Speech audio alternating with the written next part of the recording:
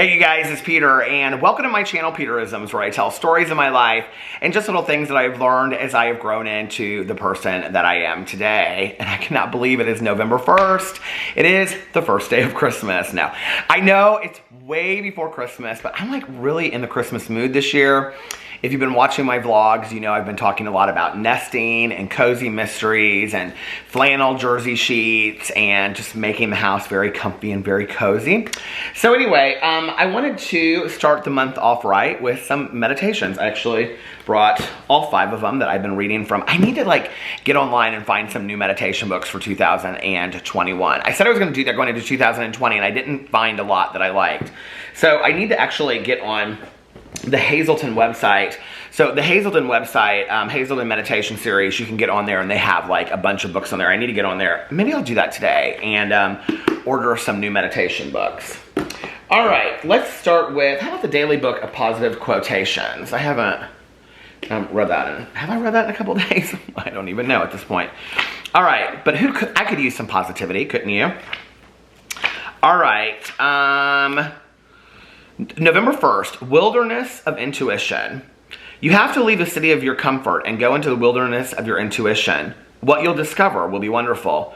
What you'll discover is yourself. Alan Alda. I always forget about Alan Alda, the actor. Did you ever see the movie 4 Seasons back in the day? We gravitate towards comfort. This is so funny that I was just talking about that, wasn't it? We gravitate towards comfort. We might have some complaints about our lives. Things aren't perfect. But we know who we are and where we're going, more or less, and we feel okay about it. What happens when we step out of our comfort zone? Spending a year in another country can cause us to see ourselves and the world much differently. A great loss or any major change can push us into a place we never imagined. I need to step out of my comfort zone and see what happens. Rather than fight change, I'll embrace it. You know, even though I'm sitting here and I'm talking about nesting and, coziness and making my house comfortable for the winter and basically hibernating and stuff like that. At the same time, I really do think the importance of getting out of your comfort zone is not stressed enough, and I think I was told once that you have to be uncomfortable to change, if that makes sense. You think about how you build muscle. You break it down and then you build it back up, right? So it's the same thing with us. And we have to go through, I think, hard times and tragedies in our lives. And we have to go through periods of loss. I don't know if I'm going to... I was going to turn it around and show it, and then it started fading. But just for a moment there, the sun was it's 4:39, so it's the afternoon sun was coming across the leaves, and it was so beautiful just for a moment there. But anyway, and then it the clouds came over and it went down again. But I think it's so important to get out of your comfort zone. I really, really do, And oh, there it goes again. I don't know if I can turn it around for you guys to see. Let's see. Can you guys see it? It's so pretty, isn't it? It kind of looks like it might rain today. But anyway, I don't know if you could even see that, if there was any point to that whatsoever. I think the periods that I have gone through the most change in my life were maybe not at the moments of tragedy, but maybe after. I remember when my mom passed away, and after that, I was numb for a long time, And if you've watched my vlog, you know that I stepped out of going to 12-step meetings for 4 years. I didn't step foot in a meeting for 4 years. I was very angry. I had no spiritual foundation and I had no emotional sobriety whatsoever. And I just was real numb. Although, had you asked me at the time, I don't think I would have told you that I was numb. I think I would have told you that I was completely fine and that I had felt my emotions and I had grieved my mother's loss and, all of that. And I think this is important. I want to stress this because whenever I talk about this, there's always new people that have not heard this before. During that 4 years, I never said to myself, and it's important what I said to myself. I never said to myself that I didn't need to go to meetings. I knew that I needed to be in meetings. I knew that I needed to be actively working a 12-step program. I knew I needed to be actively working with my sponsor, who I kept in contact with. But I just was, I think I was scared and I was afraid to go back. I was scared of I hadn't seen people in so long and what people would say. And people were so welcoming to me when I came back. I mean, it was literally no time had gone by. I mean, people were like, oh my God, it's so good to see you and we missed you. And whatever. And, thank God, but for the grace of God, I didn't pick up, and I didn't relapse, and I made it back in. But I think like that period had to happen for me.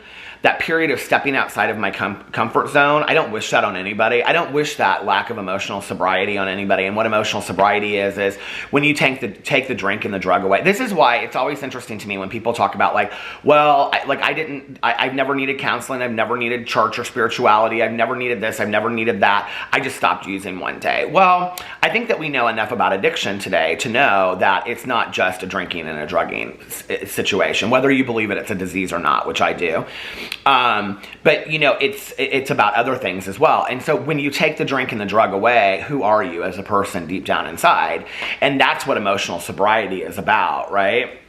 And emotional sobriety is about living a right life and making amends to people and taking inventory of your life and, having some kind of spiritual axiom, whatever that means for you in your own life, whether that's having a higher power or, being agnostic or atheist, but believing in maybe like the earth cycles or whatever that means to you, And, but having it all kind of work in unison together, right? I had none of that. And so when any issue would come up in my life, I just would turn to anger or sadness. Like, no matter what happened, it was always, I was either angry about it or I was sad about it. Like, I didn't have a process to, like, work it through, if that makes sense. Like, like if Alex, my husband, and I got into an argument, I was either angry about it or I was sad about it. And I would usually vent to, like, my best friend, Tanya, who for 4 years, I guess, prayed for me to make it back into the rooms of recovery. I can remember, so she's the person that took me back to my very first meeting, and the day that it happened it was in January, and it was very cold and very snowy outside, and I was sitting right there in the kitchen, and I was writing down on the island, like vacuum and do laundry and whatever, and I got to like the fourth thing, and I just started crying. And I was like, I can't function anymore. I can't do this. And I picked up the phone and I called her and I said, will you take me to a meeting? And she said, I've been praying for 4 years for you to ask me that. And I came back and it was just like, I'm here. Like, I'm back, It was a lot of important things. I don't know how this video got into all this tonight, but I guess maybe I needed to talk about it. I don't know, a lot of important things happened right away. I threw myself back into going to meetings. So I was going to 2 meetings a day. So I was going to 14 meetings a week, sometimes more. I started listening to speaker leads, which are when people tell their stories of, what happened, how they got where they're at and where their life is now. And you can listen to them on YouTube. You can put in 12-step leads or, speakers, and they'll pull them up. And I started listening to a lot of them. And the first night, I heard this woman share her story, and she said that it's hard to fall off the wagon when you're sitting in the middle of it. Well, that was something I had never done before. I had never sat in the middle of recovery before. I had never really immersed myself, And one of the words I use a lot with spirituality is I use the word internalized. I had never internalized any kind of higher power, understanding, or belief in my life before I got one when I got sober. And it was the same thing. I had never really internalized recovery. I had shown up, I had gone to meetings, I had done what I was told to do, but I never really felt it on the level that I feel it now. And I would say, and I don't know how long ago this was, probably 7 or 8 years ago that I came back in. But I came back in like a newcomer, and I just soaked it up. I read everything that I could. I listened to everything that I could. I put my hand out, and started introducing myself to people because that was something that I had never done before, and my social anxiety terrified me. And then I would show up to meetings, and people would be like, hi, Peter, hi, Peter, hi, Peter, and it felt so good because I was part of something that was bigger than me. And I wouldn't be here today if it wasn't for that, and I wouldn't be here today if it wasn't for those people. Those people saved my life. And, and as did my higher power. And I had to get real uncomfortable. I had to get to a point of being really, really uncomfortable. I haven't told this story on here in a while, but I have kind of a cool story. So I got into an argument with somebody in a 12-step meeting, and that was kind of part of what drove me out of going to meetings. And so he and I got into this argument, and I can remember the last time I ever went to my home group meeting, I said to my friend Tanya, I said, I'm never going back anymore. F those people. I was done. I was so done, right? So Tanya takes me to my first meeting back, and we're sitting there, and it's, you know, this blustery, windy Tuesday night, which is our home group night. And she said, "Do you want to go to our home group?" And I said, "No, I'm not. F those people. I'm not ready to go back there yet." So we went to another meeting, and there was only like 5 of us, and it was really cool because there was another woman. There was a woman there that I knew that from before, and she hadn't been to a meeting in several years either. So it was kind of this, you know, topic, and it was blizzardy outside, which always reminds me of my sobriety birthday because it's December 17th of 94, and it was very blizzardy that year. And I don't know, there's just something very, very spiritual about that night. So the next day, so that night on the way home, I said to Tanya, like, I was like, I like, you know, I had felt it. You know what I mean? Like when you have that spiritual awakening inside of you and you feel it, like I had felt it. I was back, you know? And so we walked into her house and we were talking to her husband and stuff. And I said, "Hey, I'm going to go to a noon meeting tomorrow. Do you want to go to a noon meeting?" And Tanya looked at me and she said, "You know," she goes, "I've been going to meetings for 4 years while you've been gone." She goes, "So I think I'm okay for tomorrow, but that would be really good for you to go." Well, I was terrified. I was terrified to go back the next day because I was like, I don't go to meetings by myself ever. And I just came, and I mean, like, this is terrifying to me, right? But I went to the meeting the next day, and I sat down next to this woman, and I smiled at her. I was like, "Hi," and she said, "Do you mind if you move over a seat?" She said, "Because I'm saving that for someone." And I was like, "Oh, no, not at all." And so I'm sitting there, and it's like this huge noon meeting. There's like 40 people there, right? And it's this huge circle, and this guy walks in like right at noon, and I look over, and I'm like, "Oh, seriously? Like seriously, my first meeting back?" And it's the guy that I had gotten in the argument with, like the one that I said I was never coming back to meetings for because of him, right? And I see him, and he starts walking towards us, and I thought, she is not saving this seat for him. True story. He sits down right next to me. She'd been saving the seat for him. So anyway, he looked at me, and I looked at him, and he kind of leaned in, and he goes, "Can I talk to you after the meeting?" And I was like, uh-huh. And I was like, oh, God, here we go again. You know, 4 years later, and we pick up right where we left off, and I'm fighting again, you know? So after the meeting, we went outside, and he said, "I owe you an amends." And he said, you don't know where I've been for the last couple years, but I went back out, and I almost didn't make it back in. And I owe you an amends.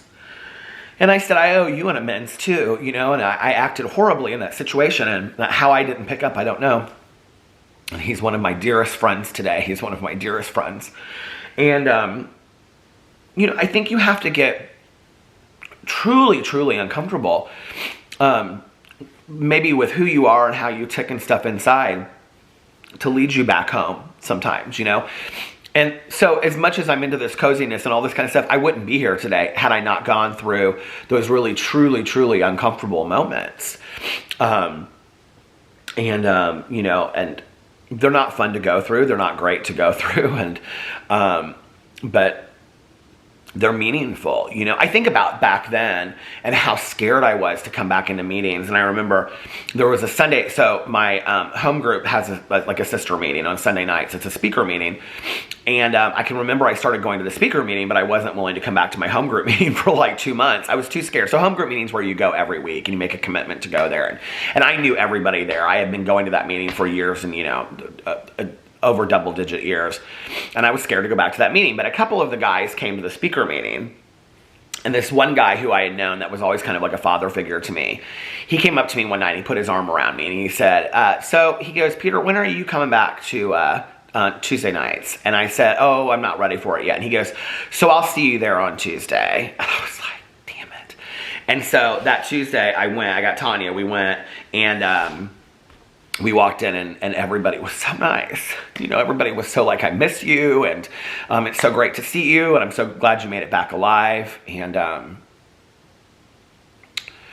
you know, fear is a great equalizer, isn't it? You know, and but I think that you have to go through those uncomfortable times, those uncomfortable moments, to really maybe learn who you are, and to what lengths you're willing to go to, you know? So I think it's important, but you also have to embrace those moments of change. And we don't want to live in that all the time. I mean, transition's great, isn't it? But like, not if you're constantly, I mean, we are, I guess, constantly transition. We're constantly evolving and changing into other people, but maybe not at a rate that we constantly notice it. You know, like sometimes it's nice just to sit on the couch and enjoy the moment. You know what I mean? So that's where I'm at right now. I'm enjoying the moment. So anyway, I love you guys so much. Welcome to November and the month of gratitude. And I love you guys, and I will see you tomorrow. I hope you're having a great weekend, and I will see you tomorrow. Bye.